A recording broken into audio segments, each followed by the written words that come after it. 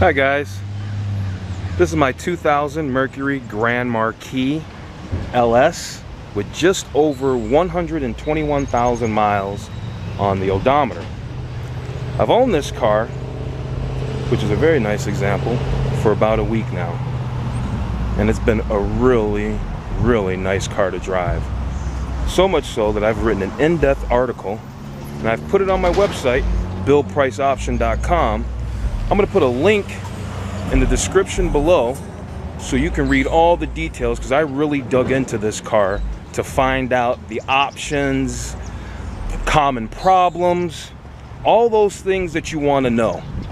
I purchased this car for less than $3,500 and it simply purrs. The inside looks as good as the outside. This car is easily as nice as any German sedan I've had, if not nicer. I think if you're in the market for a cheap used car that's going to be reliable, and that when it comes time to actually service the thing, that you can afford it to keep it on the road, and the insurance is going to be all right, you're going to be able to deal with the insurance as well, I think the Grand Marquis in any year, whether it's an LS or a GS, is a pretty good buy. Let's dig in, take a look at the interior, look under the hood, look at that big old trunk, get a close-up on the wheels and tires, and talk about some other things real quick.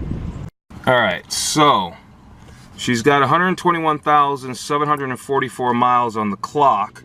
First thing I want to do is just start it up. Let me put the keys in it first. Oh, that would help. So far I've been really impressed. This one has started up every morning, just right on, first crank immediately. There's been no fluids, no oils, no lights, no ticks, no strange sounds, none of that. These 16-inch alloy wheels, these aluminum alloy wheels, they're 225/60 16s, these bad boys are. You've got your power, you get non-power folding mirrors, but they do fold. There they are. They do fold, right? Got the keyless ignition, though I don't know the code, but I have the key fob, so it doesn't matter, right? It's got a big 19-gallon fuel tank, big old huge 19-gallon fuel tank. What I like about this car over a German car is that I can actually just put 87 octane gas in this bad boy. I could just put 87 octane gas in this and it's all right. Let's take a look inside. I think we've walked around the outside enough. Door jambs, super clean. Car is really nice. Power windows in the back. Everything's clean back here. Got your old original Ford Mercury sticker still in there. Lets you know the sheet metal's still original. Look at the back seats. Nice. Car is just beautiful. Like I said, I couldn't be happier. You know, at first I was sad, thinking, oh, I can't get a German car, but then I thought, you know what? I don't want the headaches, the hassles of all those cars. Just cost so much money to keep on the road, and it's just not necessary all the time, you know? It's just not necessary. So let's talk about some standard vehicle equipment on this car. Look how big this trunk is. I mean, you could put, I mean, I'm not kidding, I could put 3 bodies in here. I mean, the trunk is just gigantic. The trunk is just gigantic. Here's some standard equipment on this car for 2008.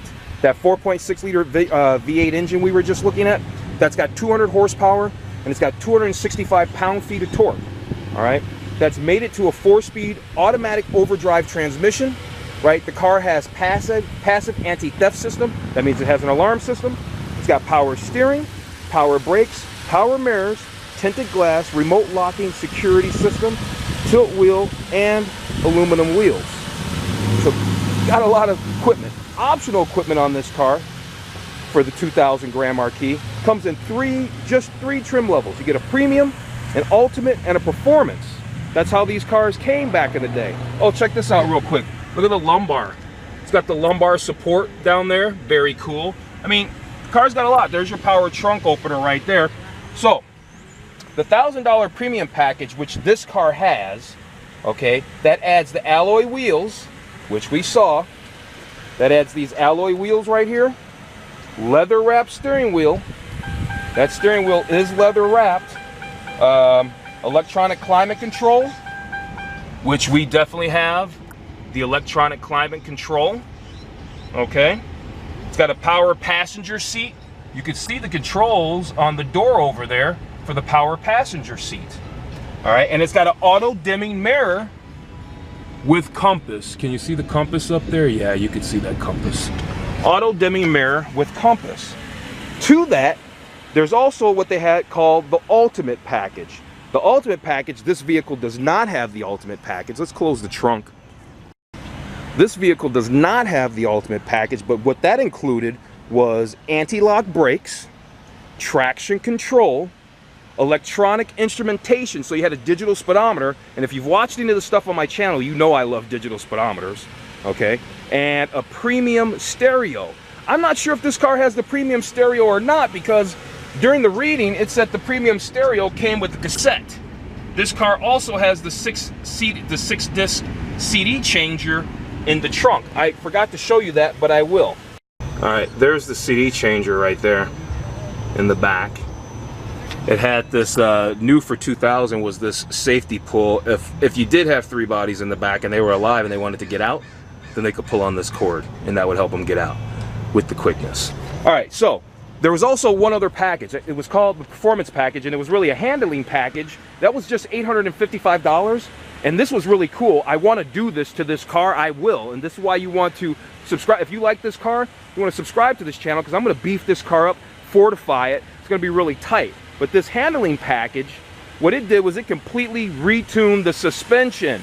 All right, that's a big deal. It completely retuned the suspension with rear air shocks. But what that really means is that's an extra cost. That means air suspension goes down, just like on those S-Class Mercedes that I used to love. Their big problem is they always start, the shocks always leak and they sag in the butt.